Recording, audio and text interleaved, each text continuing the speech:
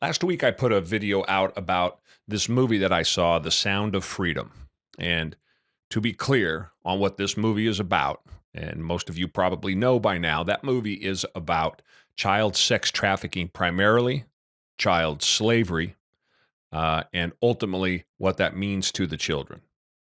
The movie had a big impact on me. This is a subject that is near and dear to my heart that I feel very strongly about. Something that I think has always been swept under the rug in popular culture, and in our society. As an example, the use of words that we don't use. We like to use the word molestation instead of rape. We like to downplay this kind of these kind of actions and this kind of behavior because it's so hard for us to understand. It's so hard for our human minds to comprehend that human beings are capable, human beings are capable of this kind of barbarity, but at the same time, that these young babies are capable of surviving these kind of things. I'm blown away by the response I got on the negative side. I never expected, I never realized, I never thought, because my mind is not broken, that that would happen to me. So here's what I'm going to say. For anybody that follows me, this video is going to be a little bit longer. And so we have limitations on certain social medias. We will post this whole video over on my YouTube channel, the Jerry Brazy Podcast. You can see this whole video if you wish to there. I'm probably going to lose some followers. This has nothing to do with business. This has nothing to do with health. This has nothing to do with getting in shape, losing weight, the carnivore diet, none of that. This has something to do with something that is more personal to me, more important to me. And the disappointment I have on the responses that I got from not only people that I know and people that follow me, but also from the larger media was something I never anticipated. And it sucked the life out of me a little bit. And it made me angry. And it made me decide to draw a line. So if this is not something you can get behind, or this is not something that you can support, if this is something that you disagree with me on, I'm happy to ask you to quit following me, quit commenting. I don't want to hear from you. This is not something that I wish to have a conversation about. Politically, and I stay away from politics, generally speaking, on my social media, I'm happy to have conversations. And I think conversations are important. So if you want to argue with me about Social Security, or you want to have a conversation about universal basic income, taxes, the economy, specific people running for Congress, Senate, or the president, or whatever it is, environmental, climate change, whatever your thing is, and you want to have a conversation about it, I'm happy to do that calmly, rationally. Sometimes we can't, and you can walk away from it calmly and rationally, but certainly the attempt can be made. And I have loved having these conversations. When it comes to my health and the changes that I've made over the last 18 months, I have been inundated with all sorts of good ideas, bad ideas, and kind of middle of the road ideas and things I should think about that I never anticipated. Things like the sauna, things like grounding, reactions people had to the way that they were working out or the food that they were eating, and some of the struggles that people had in keeping the weight off or losing on their diet and having to go try again, cheating. I learned a lot. Things that maybe I agree with, maybe I don't, maybe I wouldn't do, maybe I would, but at least I was able to have that conversation, and that's the way that we should have conversations, or that's the way that we should interact and conversate. And I have so appreciated all of those comments. This is not that. If this is not a full stop conversation when we're talking about the rape of children in a movie and the fact that this is real and it happens, if you don't say full stop, I support what that movie is talking about relative to that point, then you and I have nothing in common. In fact, I'm going to say that if you want to bring in some of the comments that we have heard, if you want to critique this movie the way that we're seeing it critiqued, leads me to believe that you are either in support of this behavior or you are practicing in it. I have no other conclusion that I can come to, because in my mind there is only yes or no.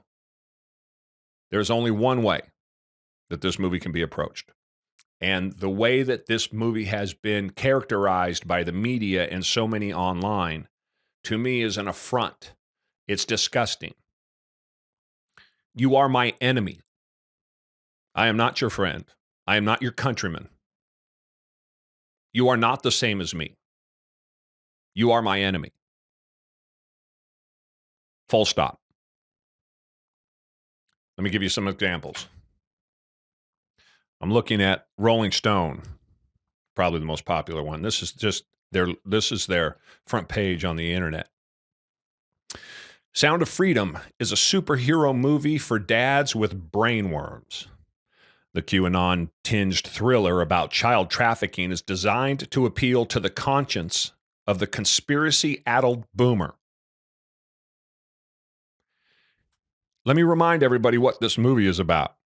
This movie is about children who are taken at 3, 4, 5, 6 years old. They are sold into child sex slavery, where they are used 10 to 15 times a day for multiple years until their bodies break to the point where then the people who kidnap them and own them murder them, take their organs, and sell their organs. We're talking about the second most lucrative criminal enterprise in the world, right behind drugs, and it's catching up quickly at $150 billion a year, surpassing the arms trade.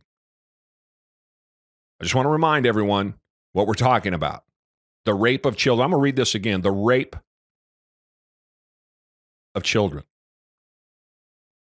Sound of Freedom is a superhero movie for dads with brainworms. The QAnon-tinged thriller about child trafficking is designed to appeal to the conscience of the conspiracy-addled boomer. Let's talk about the conspiracy-addled boomer. Before we do that, a couple of more comments here. Let me give you an idea. That's what Rolling Stone said. The BBC said it was controversial. Child rape, murder, kidnapping, sex slave, sexual slavery is controversial. The Washington Post and The Guardian both said it was a QAnon tinged thriller based on tired Hollywood tropes. The Canadian Broadcasting Company, again, both remember the BBC and the Canadian Broadcasting Company, that's called government media, went on to rant, attributing the success of the hit film to being a dog whistle for the xenophobic, pro-Trump, pro-life types, and being a QAnon-themed movie. The movie about child kidnapping, child rape, child murder, and child organ harvesting. The movie about the second most lucrative crime industry in the world, right behind drugs, is a dog whistle for xenophobic, pro-Trump, pro-life types, and a QAnon-themed movie. I'll get to this QAnon-themed movie that they're talking about and the conspiracy theories that they're talking about. But let me give you some feedback I got online from some of my followers who, again, hopefully I will not interact with going forward. I will delete them. They can either delete themselves. I have no interest because you are now my enemy. They asked me, I had put in my video about it had edged out Indiana Jones. Indiana Jones is this piece of garbage movie, $300 million it cost to make. They're in about $900 million from what I understand to break even. It's made about $350 million. It was supposed to be this summer blockbuster, but like everything else that Hollywood puts out, it's a woke piece of garbage that nobody wants to watch. So it got its butt kicked by this movie on July 4th. And so I point that out, that the $15 million movie that Disney used to own, that they held for 3.5 years. Why would Disney hold a movie like this, do you think, for 3.5 years, forcing the people who made the movie ultimately to get it back from Disney via a fight, and then ultimately sell it to Angel Studios, and they were able to distribute it? I can't imagine why Disney, in their ultimate wisdom, being the megalith that they are when it comes to entertainment and what it is that we want to watch, for some reason put this movie on the shelf and did nothing with it for multiple years. You can make your own conclusions there. I know that I have already come to a conclusion when it comes to Disney. But this is whatever this idiot had to say. He said, yeah, it edged out Indiana Jones for one day. The movie no one's ever heard of, the movie that was made for $15 million, the movie with no advertising budget, edged out on July 4th, what was supposed to be the biggest movie of the year for one day. And this idiot, Adrian, has to point out to me that that's reality based on my video that I did about the movie about children being raped. And it only did that because at the end of the movie, the star of the film makes this nauseating speech. Lo and behold, a QR code appears where you pay for even more tickets for the film you just watched. That's what I did. If everybody goes back and watch my video, I paid $100. So anybody else can go watch the movie, or the movie makers can keep it, the money. I don't care. Good for them. I hope this movie continues to crush. Side note, it's hit $85 million. Today is Sunday. That movie's taken off like nobody's business. So basically, without that, he continues. So basically, without that, it wouldn't have edged out anything. Also, I'm not really interested in funding QAnon fanatics, which anyone who's read anything would know that that's what this film is actually about. So please, do yourselves a favor and forget this movie. Besides, it will probably be streaming within weeks, saving you some money. So again, I have to assume this guy's a groomer. I don't know. Or he's in support of grooming of children. He must be in support of the kidnapping and the enslavement of children for the sexual satisfaction of deviant adult men. I suppose we can make our own conclusions, but when you're talking about a movie like this, I'm going to assume that these idiots that commented to me are much like the idiots in the media who don't take the time to see the movie, don't take the time to understand what it's about, and don't take the time to do any research. Part of that, I'm sure, is because of the hive mind that has broken their brains to the extent that they are now so deep into this woke religion that they are like Jim Jones followers in the 1970s, drinking Kool-Aid as fast as it's being put in front of them. I think that we have to make that. You have to assume that because of the content here. Again, we're not arguing about whether or not Trump should be president. I'm going to say it again. I'm going to say it a lot of times during this video. We're talking about the kidnapping, sexual enslavement, rape, use up of the body, and ultimately the murder in order to profit from the organs of little children, babies, infants, as many as they can get their hands on, millions of children, 2 million by last count. $150 billion a year industry. And the United States is the number one industry in the world. And Mexico is the number one provider in the world. So it's hard not to get to politics when you're talking about these things, obviously, because you have 85,000 kids by the government's own numbers that have come in through the Mexican border over the last 2 years, and we don't know where they are. Where do you think they are? What do you think has happened to them? Why do you think the media and idiots like Adrian are working so hard and downplaying this thing so hard that they don't want this message out? What possible reason would you have? I don't care if the Chinese Communist Party put this movie out. I don't care if Mao Zedong climbed out of his grave and made this movie and put this message out. As much as I despise that person who murdered $50 to $80 million people, who depended on who you talk to in China, I don't care if his ghost came back and made this movie. I would pay attention to it. Why? Because it's about the kidnapping, the rape, the sexual exploitation, the murder, and the organ harvesting of babies.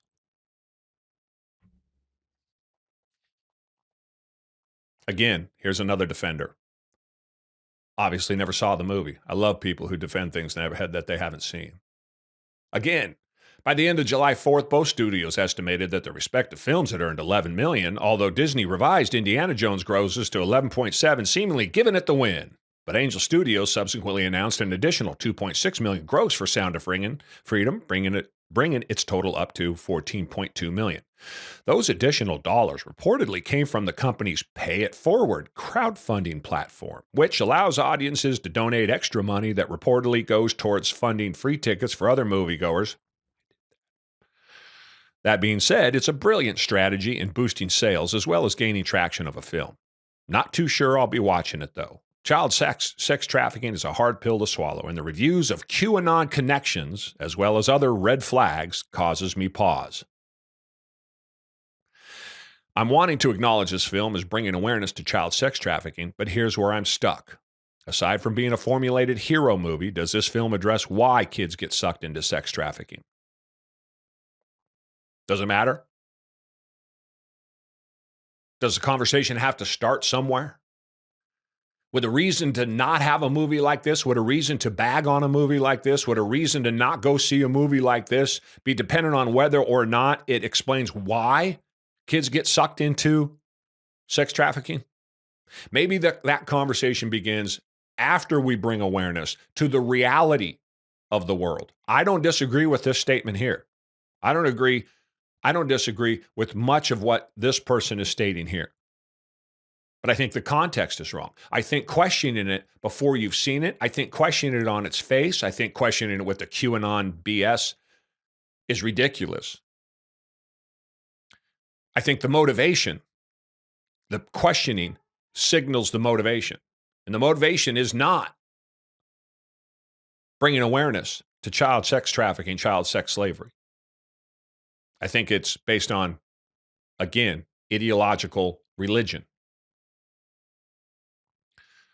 Aside from being a formulated hero movie, does this film address why kids get sucked into sex trafficking? Does it address the parents' role in all of this and dive deep into poverty, violence, and how things like this unfold in desperation for a better life?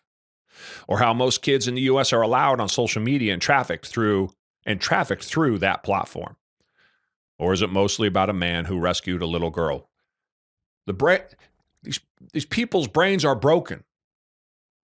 People who think like that, their brains are broken. These are good questions, but they're not questions you ask before. They're questions you ask after.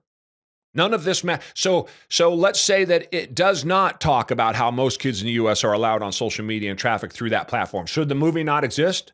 Should it not be made? Should not the tens of millions of people that are seeing the movie be out there watching it, and now they're aware of the thing that society doesn't like to talk about? There's got to be a reason. Number one, society doesn't like to talk about it.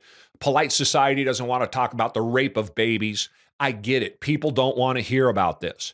Too bad, though. We should hear about it every day. We should talk about it all the time. And maybe we'd do more about this than we would worrying about somebody's border in the middle of Eastern Europe.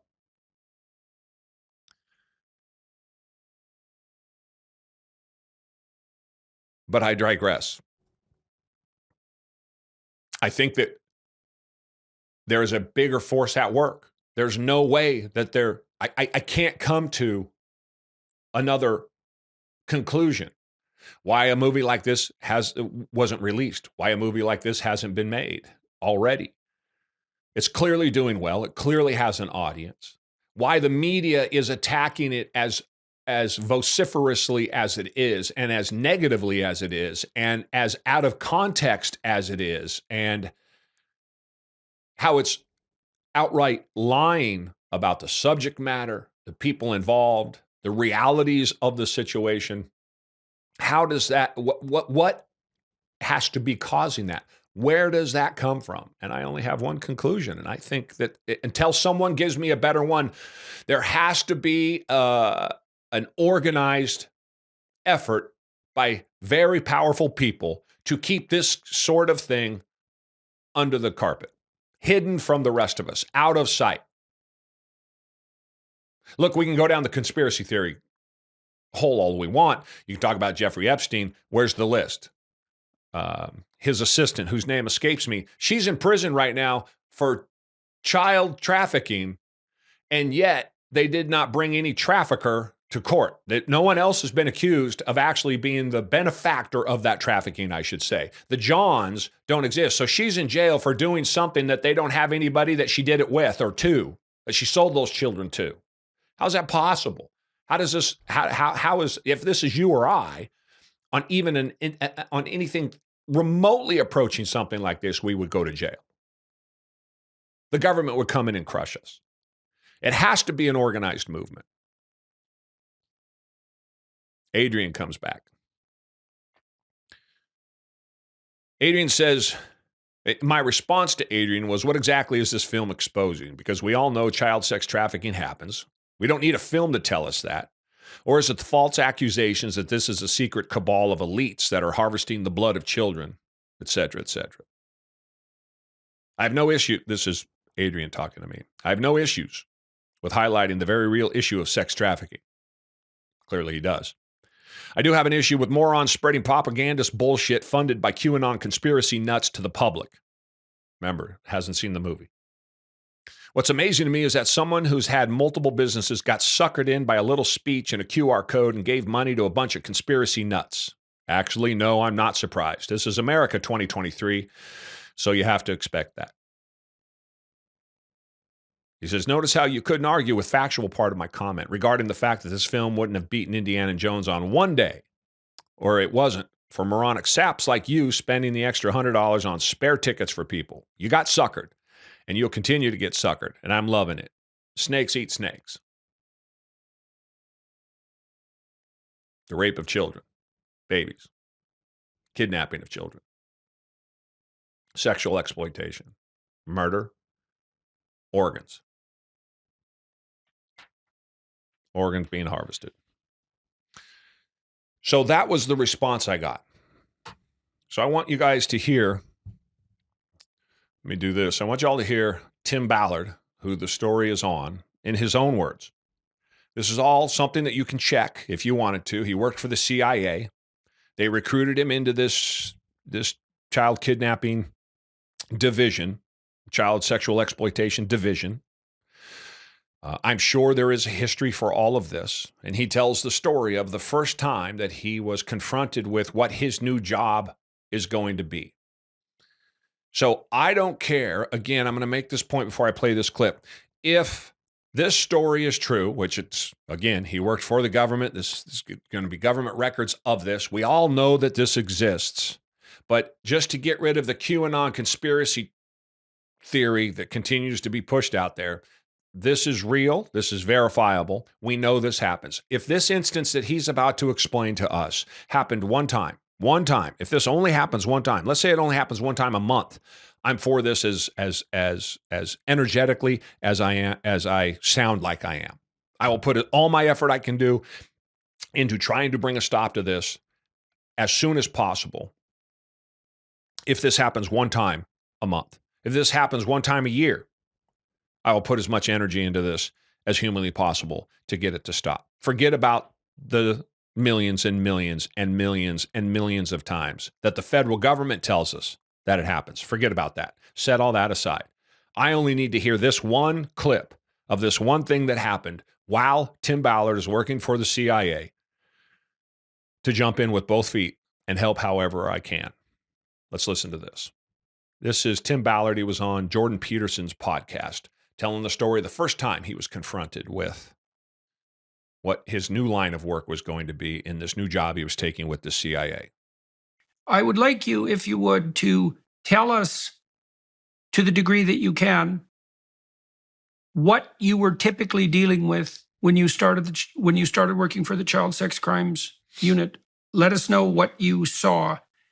Let us know what that did to you. Because that sort of thing, that changes people's conceptions of humanity per se. Let's say the nature of the cosmos and what it means to be human, right? I mean, when you're in contact with people who are capable of that level of darkness, you start to understand something about the nature of the human soul that you can't understand any other way. And that can be that's the sort of thing that gives people post-traumatic stress disorder when they're soldiers. So, and now you said also your supervisors had an inkling that you might be protected against that, at least to some degree, because of your faith. So let's walk through what you learned and encountered first. What did you see when you were working as part of this child sex crimes unit? What I saw was so shocking, Jordan. I thought child sex crimes would be 15-year-olds, 16-year-olds. My brain couldn't comprehend something more evil than abusing that age. The very first case I worked in 2002, I believe, I was given a bunch of VHS videos, some hard drives to look at that had been seized in a warrant. The very first image I saw were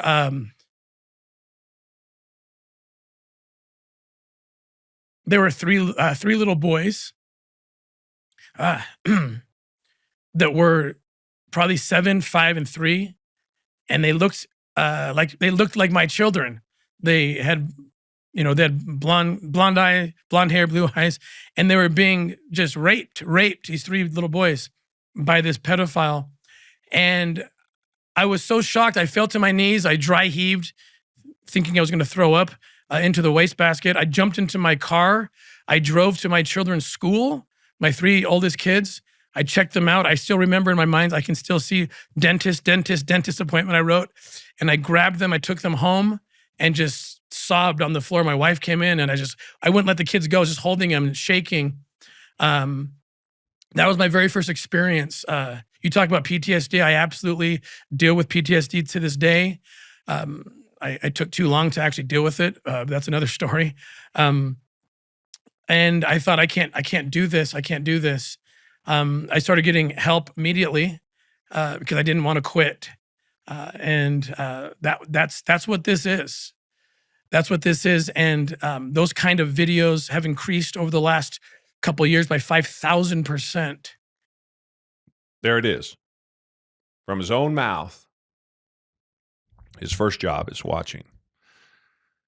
The first video he sees on this subject is a 3, 5, and 7-year-old being repeatedly raped by a pedophile. Imagine that job. Imagine you're that man. Imagine that there are people on this planet that have to do that work. Imagine the scar that puts on your soul when not only do you have to watch the video, he talks about it in the movie where he has to write it down. He has to write up a summation for the courts. Now, for me personally, when you are speaking things, it's a heck of a lot easier emotionally to deal with speaking than it is for writing. Writing seems to be much more intimate to me. It takes a little bit longer. You have to read every word that you are writing. And I can't imagine it's hard enough talking about it. And this is something that happened 20 years ago, and you can hear in his voice his reaction to something that happened 20 years ago.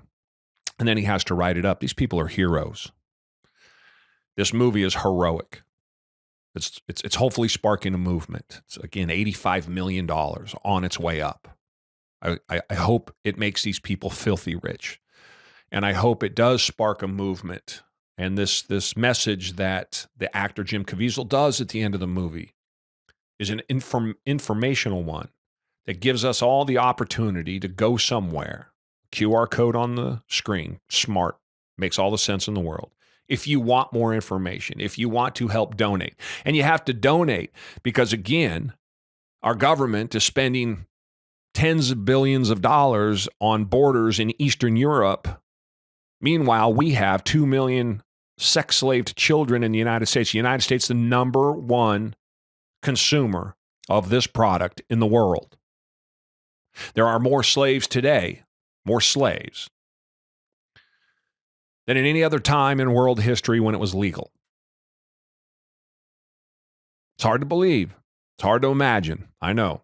But that's the reality. And that's the reality that this movie tells us. Why would anyone not want this to be out there? So back to my original point, if you are a follower of mine and when you hear something like that, or you read something like that, or you hear a movie comes out about child sex trafficking, and your first response is to go to the QAnon theme, you are my enemy. You are not my friend. There is no conversation about this. Full stop. We can have a conversation about how to fund it. We can have a conversation about how to fight it. We can have a conversation how to go about it. We can do all of the who's going to be in charge of it. We can do all of those things. We can have all of those conversations. But when you hear a movie about child sex trafficking come out, your brain is so broken and you are such an ideologue that you're going to go down the other route and talk about conspiracy theories and QAnon. When it comes to the rape of little children, you and I have nothing in common. go see this movie, Sound of Freedom. Opportunities are everywhere. You got to go get them.